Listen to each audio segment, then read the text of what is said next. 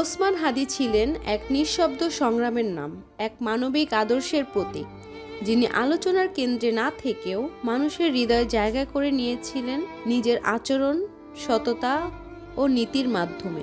খুব সাধারণ জীবনযাপন করলেও তার চিন্তা ভাবনা ছিল গভীর, কথাবার্তায় ছিল বিনয়ী, তার কাজে ছিল দৃঢ়তা। তিনি বিশ্বাস করতেন মানুষের জন্য কাজ করাই আসল ইবাদত। চারপাশে মানুষের প্রতি তার ছিল অগাধ মমতা। দুঃখী অসহায়দের পাশে দাঁড়ানো ছিল তার নিত্যদিনের অভ্যাস।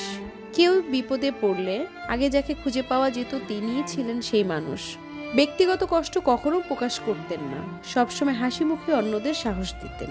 কিন্তু নিয়তির নির্মম পরিহাসে হঠাৎ করেই থেমে যায় এই আলোকিত পথ চলা। তার মৃত্যু আসে নীরবে, কোনো পূর্ব ঘোষণা ছাড়াই। এই বিদায় শুধু একটি প্রাণের শেষ নয়, যেন একটি আশ্রয়ের অবসান। তার মৃত্যুর খবরে স্তব্ধ হয়ে যায়নি শুধু তার পরিবার ও আত্মীয় স্বজন, বরং স্তব্ধ হয়ে যায় বাংলাদেশের সবাই। শোকের ছায়া নেমে আসে পুরো দেশ জুড়ে।